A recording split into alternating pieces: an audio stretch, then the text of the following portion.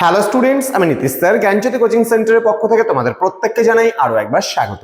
তো স্টুডেন্টস, আজকে আমি তোমাদের সঙ্গে আলোচনা করব বিকেইউ অর্থাৎ বাঁকুড়া ইউনিভার্সিটির অধীনস্থ যে সমস্ত ছাত্রছাত্রীরা যারা বিভিন্ন কলেজগুলোতে 6 সেমিস্টারে পড়ছো, তাদের আজকে মেজর পেপার 16 থেকে ভীষণ গুরুত্বপূর্ণ কিছু প্রশ্ন 2 নম্বরের শাহজাহান বলে যে নাটকটি তোমাদের রয়েছে সিলেবাসের অন্তর্গত, সেখান থেকে দ্বিজেন্দ্রলাল রায় রচিত মাত্র আজকের ক্লাসটিতে আমি 10টা প্রশ্ন নিয়ে আলোচনা করব। প্রশ্নগুলো কিন্তু প্রত্যেকটাই গুরুত্বপূর্ণ। যারা এখনো পর্যন্ত আমাদের চ্যানেলটিকে সাবস্ক্রাইব করেনি তারা অবশ্যই চ্যানেলটিকে সাবস্ক্রাইব করে পাশে থাকা বেল আইকন অল প্রেস করে দাও, যাতে নেক্সট টাইম থেকে কোনো ভিডিও আপলোড করে তার নোটিফিকেশন তুমি সবার আগে পেতে পারো। এছাড়া যারা ভাবছো যে অনলাইনে আমাদের ক্লাস জয়েন করবে, আমাদের থেকে নোটস নেবে, তারা অবশ্যই যোগাযোগ করো আমাদের অফিসিয়াল নাম্বার 7076398606 নাম্বারে অথবা 6295916282 নাম্বারে। তোমাদের টোটাল কোর্স ফি রয়েছে তোমাদের এই সাধ্যের মধ্যে জাস্ট 1199 রুপিস। কিন্তু আমরা এই বছর বাঁকুড়া ইউনিভার্সিটি যারা রয়েছে তাদেরকে একটা অফার দিচ্ছি। আমরা মাত্র পুরো কোর্স ফ্রিতে করাচ্ছি মাত্র 99 টাকার বিনিময়ে। তুমি চাইলে পারে পুরো কোর্সটাতে জয়েন করতে পারো।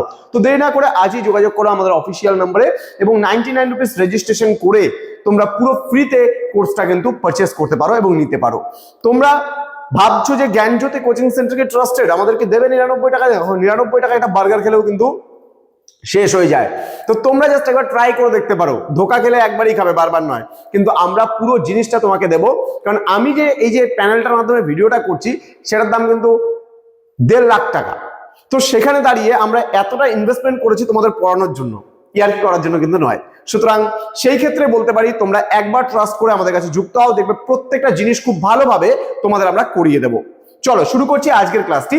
প্রথম প্রশ্ন, শাহজাহান নাটকের প্রেক্ষাপট কোন সময়ের, মানে কোন সময়ে এই নাটকটা রচিত হয়েছিল? কি বলেছে দেখো, সপ্তদশ শতাব্দীর মুঘল সাম্রাজ্যের শেষ দিকের ঘটনা এই নাটকের কিন্তু প্রেক্ষাপট।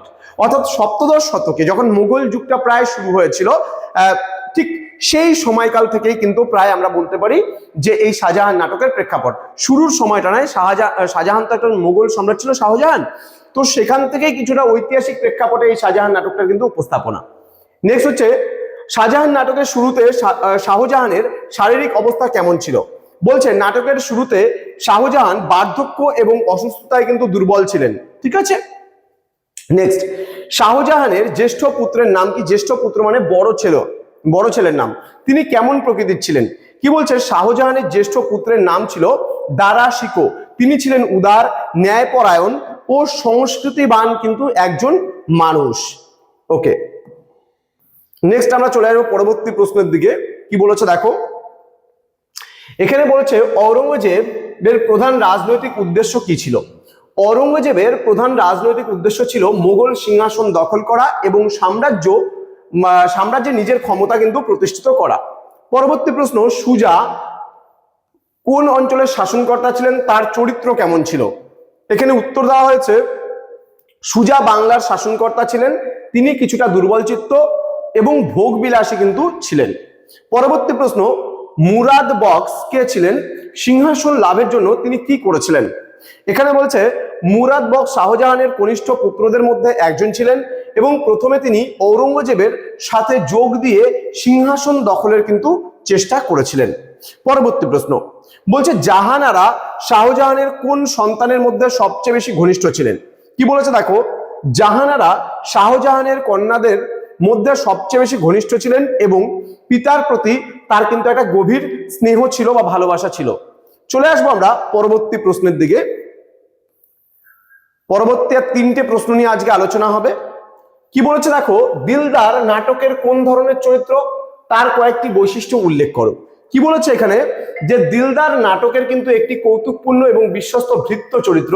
তার বৈশিষ্ট্য হলো হাস্যরস, বুদ্ধিমত্তা এবং মনিবের প্রতি আনুগত্য। নেক্সট বলছে, এ জীবনে হলো না স্বাদ গানটি নাটকের কোন দৃশ্যে ব্যবহৃত হয়েছে এবং এর তাৎপর্য কি ছিল?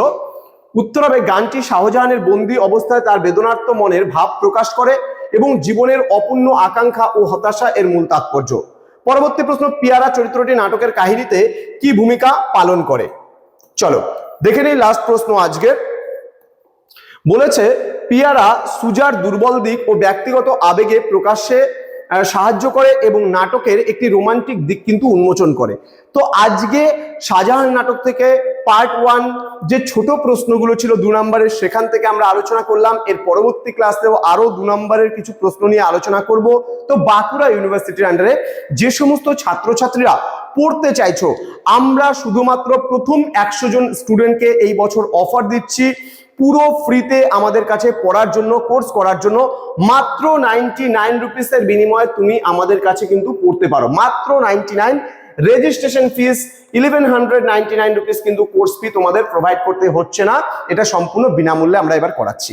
দেখা হচ্ছে তোমাদের সঙ্গে খুব তাড়াতাড়ি আরো একটা নতুন ক্লাস নিয়ে। তোমরা প্রত্যেকেই ভালো থেকো, সুস্থ থেকো। Thank you so much, thanks for watching. After all, thank you.